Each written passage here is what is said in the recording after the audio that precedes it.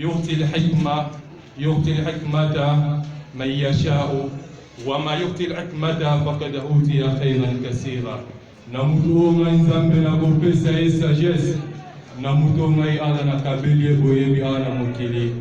fakada uti ya khairan kasira. Aye bayete ngai nzambe na sili kopesa ye richesse ya malamu eza na richesse te kokanya kuwana. Ya ibadallah, lebo esengeni na biso koloba alhamdulillah tokumisa nzambe sole ya tokumisa ye. Limanda pona nini tokumisa nzambe mkola lelo monde entier bazali kosangana kosala shirk billah ma ekuti biso bazali kotobela masumu na biso. Pambate Allah subhanahu wa ta'ala bina hadith al-Qudusi yamma min alifa imam Tirmidhi alobi Allah subhanahu wa ta'ala ezana muto ala lingake makasi koleka muto azali kopesa basadakat ezana muto ala linge makasi koleka muto wana ezana muto ala linge makasi koleka muto oyo azali kosala siyam ya mingi ezana muto nzambe linge koleka muto wana akontinue lisusu alobi ezana muto oyo nzambe alingie makasi koleka mutu oyo azali kotanga Coran azali kotangisa. Nde batunaki prophète mutu wana nde nani oyo nzambe alingie koleka bato wana nyonso. Nde prophète alobi mutu wana nde mutu oyo azali kotubela masumu na ye butu lokola moi ayeba ete azali le plus meilleur na miso Allah subhanahu wa ta'ala. Pamba te nzambe alobi na Coran ya solo nga nzambe nazali kolinga baye oyo batubelaka masumu na bango mpe baye oyo bamipetolaka. Lelo basangani monde entier bazali kolobani na maloba na bango mukolo ya vendredi tokangaki ye tobetaki ye mpe na nsima ya kobeta ye tobakaki ye na kati ya ekolusu. Na nsima ya kobaka ye na kati ya ekolusu tolatisaki ekoti ya banzube mpe azongisaki molimo na ye epai ya Allah subhanahu wa ta'ala. Tobomaki mukolo ya vendredi na 17h. Pena nsima nango le basuka wana te bakontinue balobi nango samedi akotaki na kati ya mabele efinaki ye mpe lelo dimanche bazali kocelebre feti ke mokolo oyo mabele esanzaki ye nani wana Isa ibn Maryam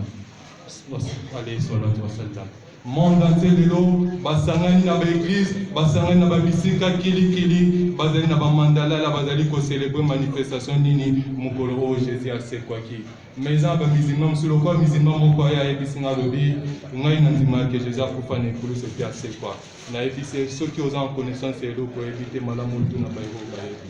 Pambate nzambe si a fait ses réponses dans le Coran pour ne shirk bila bambazali ko sala ala lobby dans 4e chapitre du Coran dans la sourate an-Nisa. بعد أعوذ بالله من الشيطان الرجيم بسم الله الرحمن الرحيم نين على لبي وقولهم إنا قتلنا مسيح عيسى ابن مريم رسول الله وما قتلوه وما صلبوه ولكن شبه لهم صدق الله العظيم.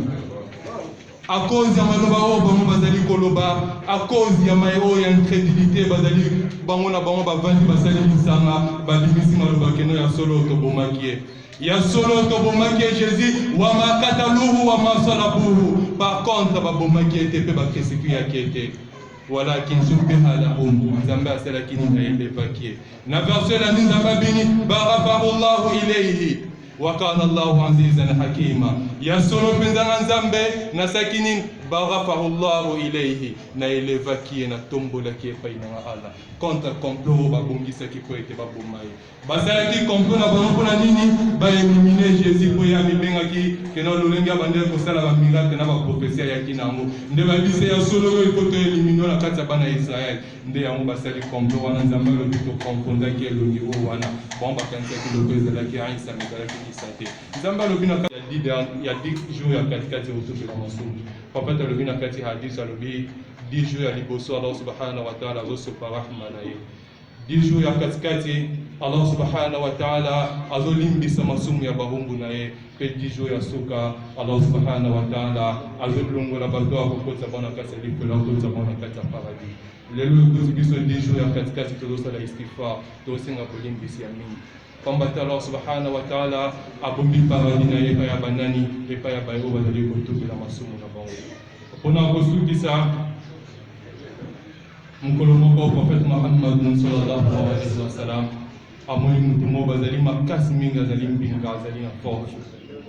atuni muto wana yo lati bilamba ya guerre olati bilamba ya bitumba et pourtant tozali na saison ya guerre te pona nino lati bilamba o ya bitumba pozo kende wapi nde ayebisa lobi ya Rasulullah nandimi nakende kobunda na nzela ya Nzambe pendant 1000 mois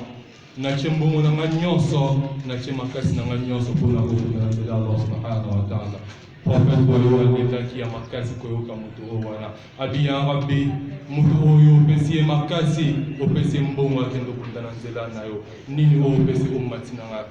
يقول الله سبحانه وتعالى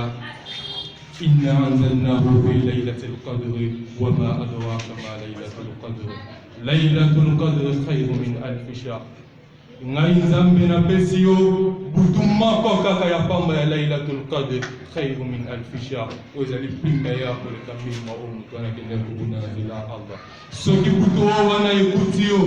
ki ozali akotele mozo senga Nzambe yeba yeto sili kosa dunia na akhira nde butu Nzambe azokoma makambo nyonso ya mutu. Parfois peut-être le lot tozali 16e jour ya sanza ya Ramadan dans 4 jours son Nzambe lingel biso bolam tokota na butu wana yesan butu tokota na sana lide en jour ya Lailatul Qadr potoluka butu wana to ebite soki ekozala ne bandeli to ezala na kaskas to ezala na suka poto malobaki boluka butu ya Lailatul Qadr na mikolo ya suka ya sanza ya Ramadan. Pamba te prophète alobaki na hadith alobi Nzambe akitisaka baka na basanza na ye na mikolo ya suka ata bilei so bazoli apoka balobaki baka ezala na biloko ya suka nde maloba ya prophète Muhammad sallallahu alaihi wasallam c'est que bolango ezali na sanza ya Ramadan mingi toluka ngo na mikolo ya suka. Sanza oyo ya Ramadan ebele na kati na biso tozali distrait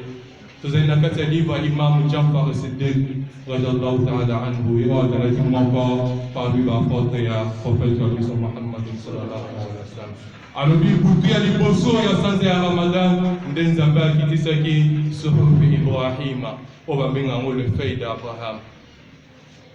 A continuer alobi 6e butu Nzambe akitisi Torah oyo ezali livre ya Nabi Musa alayhi salatu wasallam. 13e butu nde Allah subhanahu wa ta'ala yekokitisa Injil oyo ezali évangile ya prophète Isa alayhi salatu wasallam. Pe 23e butu na yango nde Allah akitisaki al-Qur'an al-Karim nde sanza oyo Nzambe akitisaki Coran mpona kosukisa to reflecte ezaleli ya prophète Muhammad ezalaki Coran tokote Coran na bavi na biso ebele tozotanga Coran mais est-ce que réellement ezali na biso ezali ya al-Qur'an al-Karim toyebaki oyo tozosala ana dunia un jour tozotelema liboso ya Nzambe Nzambe akotunaka biso ezalaki mpona nini osalaki Coran tozotanga baafiso bazi ebele mikolo nyonso bazosambelisa biso awa mais le meilleur ezalaki omémorize Coran na motu so ata suwa moko oyo otangi salela yango okota likotana epa Allah subhanahu wa ta'ala. Nasengi epai na bino mpe epai na ngai tozala linombre ya bao bakobénéficie na mikolo oyo kotikali na yango ezali mikolo oyo esengeli na biso te tozala distrait ezali mikolo oyo osenga mingi epai Allah subhanahu wa ta'ala. Maloba ya Nzambe etikala ata mokolo moko te kosila ata basangisi bamai nyonso ya monde entier po ete bakoma maloba Nzambe ekosila te yango ekotikala toujours. Tosenga na Nzambe asalisa biso tozala linombre ya bao soki bayoki balandi yango mpe basaleli yango. اللهم ربنا اجعلنا الذين يستمعون القول فيتبعون احسنه. السلام عليكم ورحمه الله وبركاته.